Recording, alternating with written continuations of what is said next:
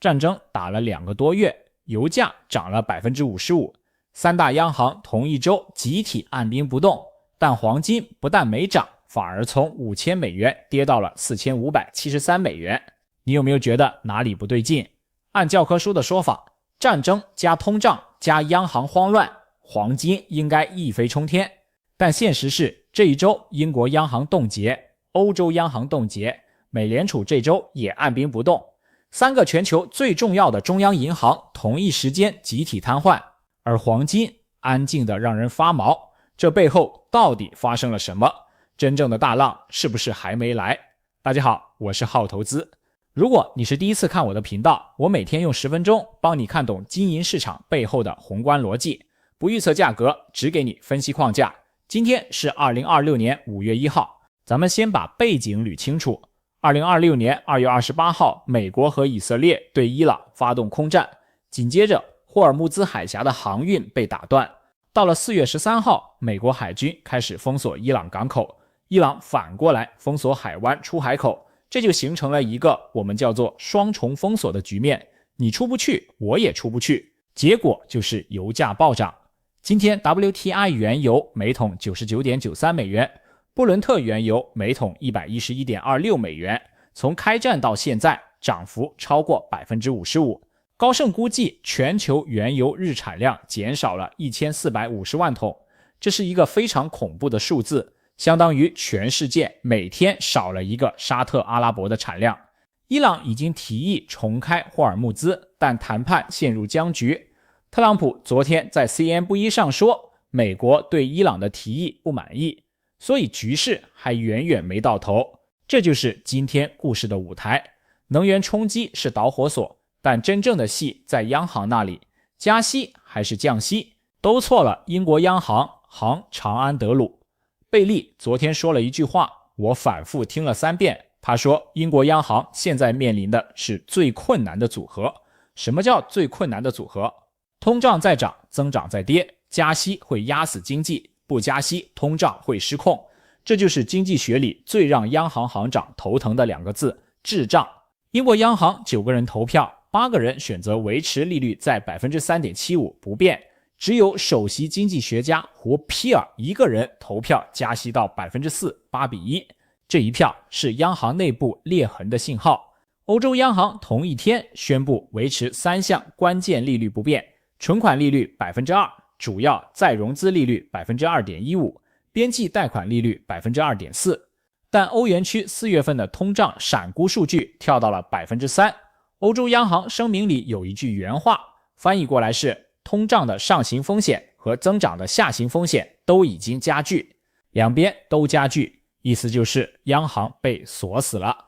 你需要知道的是，这不是某一个国家的问题，这是发达经济体集体陷入了同一个陷阱。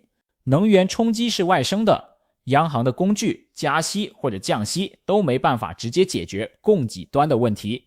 加息打不下油价，降息只会火上浇油。你可以做的是把央行下一步会怎么做这个问题从你的脑子里删掉。短期内央行不会动，你真正要盯的是油价能不能下来，以及核心通胀有没有开始扩散到食品和工资上。这2个数据比央行的会议纪要重要的多。但问题来了，如果央行被锁死，战争还在打，黄金为什么不涨？如果你看到这里觉得有用，别忘了点个订阅。我每天就讲一件事，把宏观逻辑用最简单的话讲清楚。今天这个话题，3大央行集体瘫痪是过去3年最关键的拐点之一。订阅之后，你不会错过后续的跟踪分析。黄金为何沉没？这是今天最反直觉的部分。按理说，战争加滞胀加央行无能，黄金应该是闭着眼睛涨。但现实是，黄金从1月底的5000美元跌到了今天的4573美元，跌幅大概 8% 到 10%。 为什么？第一个原因，新兴市场央行在抛售黄金，注意是抛售，不是买入。原因是这些国家的本币在贬值，他们需要美元去稳定汇率，所以把过去几年囤的黄金拿出来换美元。第二个原因，全球投资者在涌向美元，战争一打，美元立刻变成避险资产，美元强，黄金以美元计价就显得贵，自然有抛压。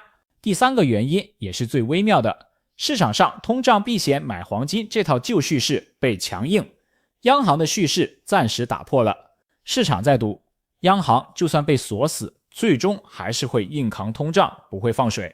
一旦市场相信央行不会放水，黄金的避险逻辑就被削弱了。讲一个有意思的对比，1973年石油危机刚爆发的时候，黄金也没有立刻暴涨，当时金价从每盎司100美元左右开始，真正的大行情是在1974年到1980年才走出来，最高摸到850美元。换句话说，能源冲击对黄金的传导从来不是当天的事。你需要知道的是，黄金短期的价格不只看通胀，更看美元和实际利率。当美元强，市场相信央行还能扛住，黄金就会承压。这是机制问题，不是黄金失灵了。你可以做的是把每天看金价的习惯改成每周看一次。短期的波动不能告诉你任何事，你要看的是趋势。美元指数在不在见顶？新兴市场央行的抛售有没有放缓？市场对央行的信任有没有开始动摇？但这只是开胃菜，真正的故事还在6个月之后，6个月后才看清。贝利昨天还说了一个词，我觉得是整场记者会最重要的一个词，叫 second round effects， 第二轮通胀效应。什么叫第二轮？第一轮是油价直接涨，开车贵了，运输贵了，这一轮已经发生。第二轮是油价持续在高位，3到6个月之后，所有用油、用电、用运输的下游产品、食品、日用品、服务业开始全面涨价，然后工人发现工资跟不上物价，开始要求涨工资，企业涨工资之后又把成本转嫁到产品价格里，物价工资螺旋一旦启动就很难停下来。贝利的原话是，他担心通胀会更深入地嵌入经济，这句话翻译成人话就是，通胀不是发烧，是慢性病。为什么这对黄金重要？因为今天黄金没涨，是因为市场相信央行能扛住。但如果第二轮效应真的发生，央行就会面对一个真正没有退路的选择，要么大幅加息，把经济砸进衰退，要么放弃通胀目标，让通胀飞起来。无论选哪一个，黄金的故事都重新成立。加息加到经济衰退，避险买黄金，放弃通胀，对冲贬值买黄金。这就是为什么我说今天黄金的安静可能是暴风雨前的安静。你需要知道的是，滞胀对黄金的真正利好不在战争爆发的当天，而是在能源冲击持续半年之后。1973年是这样，今天大概率也是这样。所以问题不是黄金为什么没涨，而是我有没有耐心等到那个拐点。你可以做的是，从今天开始建立3个数据追踪。第一，每周看一次布伦特油价是不是还在100美元以上。第二，每月看一次欧元区和英国的核心通胀，注意是核心，不是总通胀。第三，每季度看一次主要经济体的工资增速。这3个指标会告诉你第二轮效应有没有真的启动。3句话总结：核心第一，3大央行同日按兵不动，不是因为他们不想动，是因为他们动不了。第二，黄金短期没涨，不是逻辑错了，是美元和市场信任暂时压过了避险需求。第三，真正的拐点在6个月后，看第二轮通胀效应有没有启动。